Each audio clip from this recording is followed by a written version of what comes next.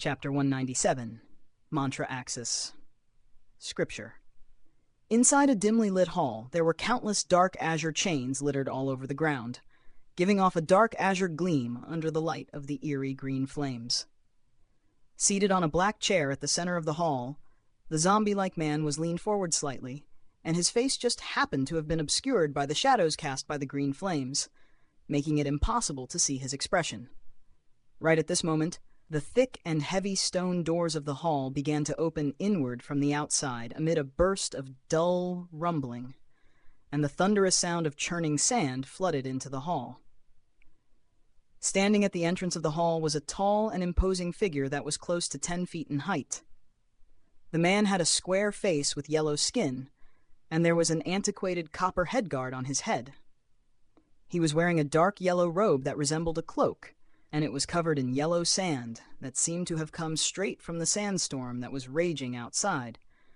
As the man made his way into the hall, the heavy stone doors swung shut again, shutting out all of the commotion that was raging outside. The man strode into the hall with heavy footsteps, causing all of the dark azure chains on the ground to clatter and rustle incessantly. He arrived before the black chair, then fell to one knee as he declared in a respectful voice, "Master, I visited the place where Fang Pan met his demise." "Did you find anything there?" the zombie-like man asked in a raspy voice as he leaned back slightly in his chair. "I'm afraid not. His killer made sure to clean up the site very thoroughly," the man replied with a dark expression. "Fang Pan's death most likely has to do with a powerful enemy that he was pursuing 300 years ago. I'll leave it to you to investigate this matter," the zombie-like man said. "Yes, master."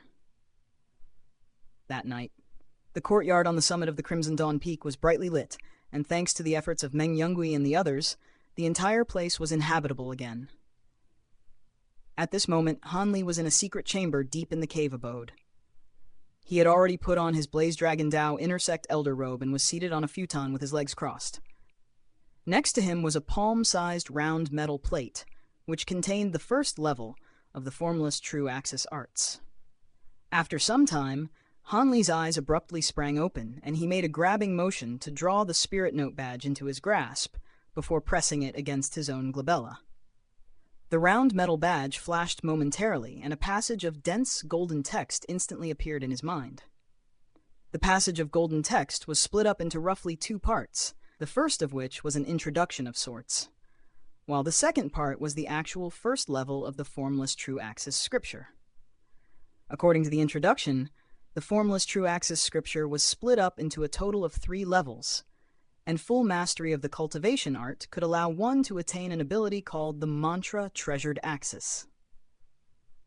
When facing enemies in battle, this ability would allow one to slow down all attacks that came near the Mantra Treasured Axis, thereby robbing opponents of any speed advantage. The nature of the ability didn't change from level 1 to level 3 of the cultivation art. Instead, it would still grant one the same ability, but to an increasing extent of potency.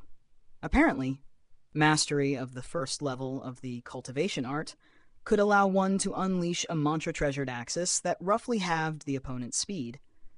Mastery of the second level would allow one to reduce an opponent's speed by 90%.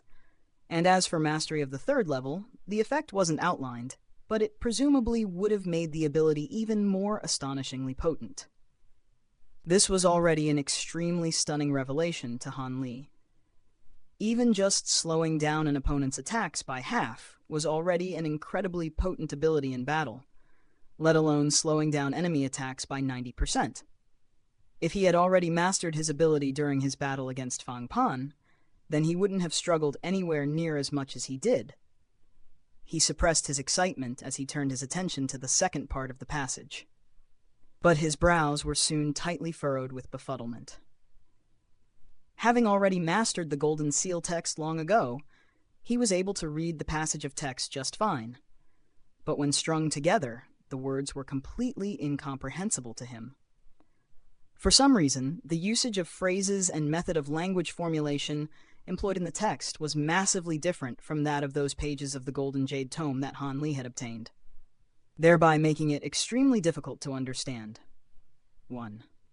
Even after poring over the passage of text for a long time, he had still only read less than 1% of its content, and even then, the meaning of that tiny piece of text was still not entirely clear to him. He was feeling rather disheartened, but he wasn't willing to give up as he carefully recalled what he had seen in the Golden Jade tome while comparing it to this passage of text as he continued to read arduously. The next morning, Han Li removed the spirit note badge from his glabella, feeling utterly mentally drained. He massaged his own glabella as a slightly frustrated look appeared on his face.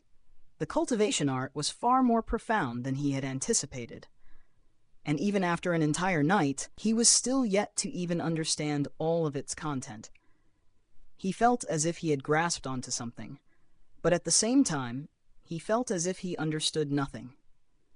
He shook his head as he flipped a hand over to stow the spirit note badge away, and he was just about to get up when a thought suddenly occurred to him. As he was leaving the Merit Conveyance Palace the previous day, Elder Fang had told him that he could visit the palace anytime he needed something. At the time, he felt like Elder Fang had been implying something, and it seemed that his intuition had been correct.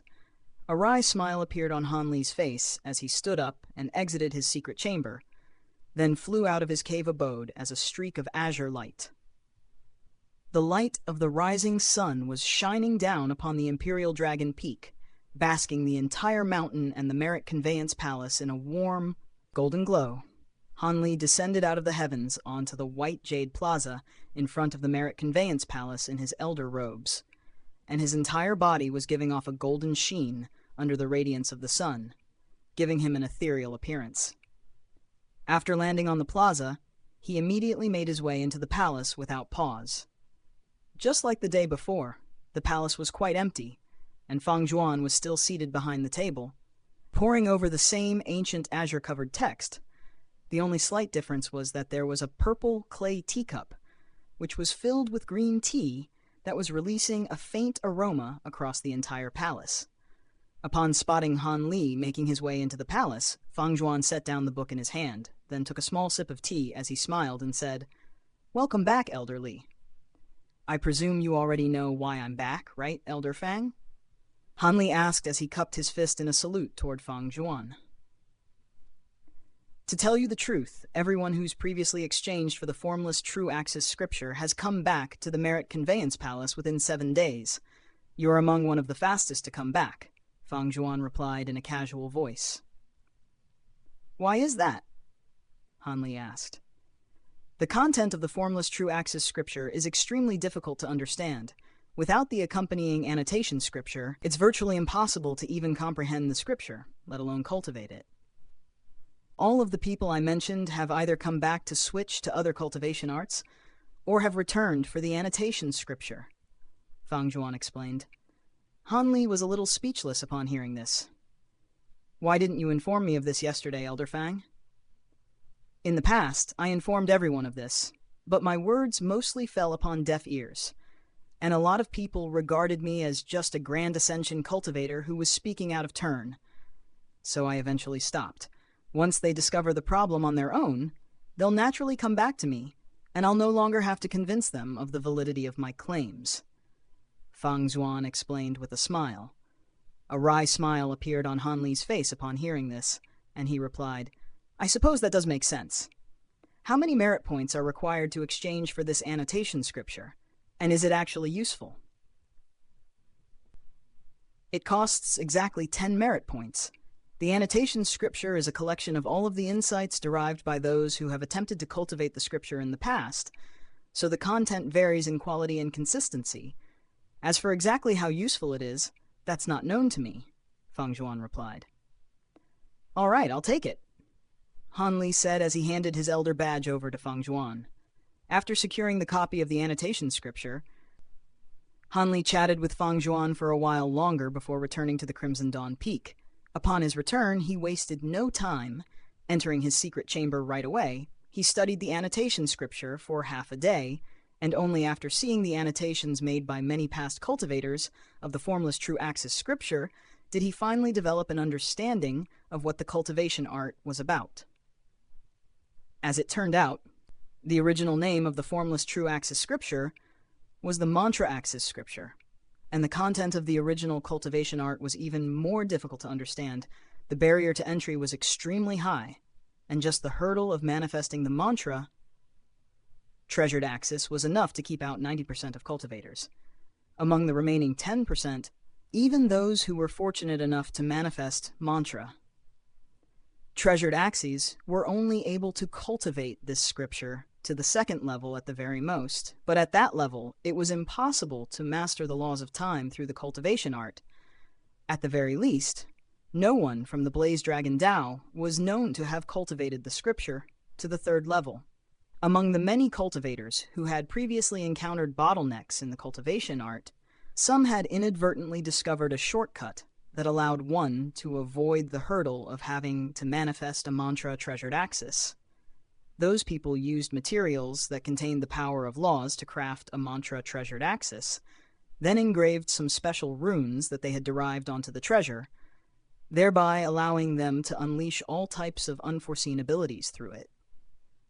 Due to the vast contrast between this method and the conventional cultivation method, the mantra treasured axes refined had almost no effect when it came to slowing down attacks. However, it was able to unleash other abilities depending on the different law powers contained in the materials used to refine the axis. For example, if the materials used contained the power of metal laws, then the sharpness of the axis would be significantly enhanced.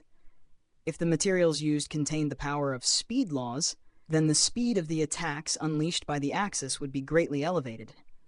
Following the discovery of this shortcut, virtually everyone chose to employ this method over the original cultivation method, and it was exactly because of this that the cultivation art's name was altered from mantra axis scripture to formless true axis scripture, denoting the fact that it had no set form and could be molded as the cultivator saw fit.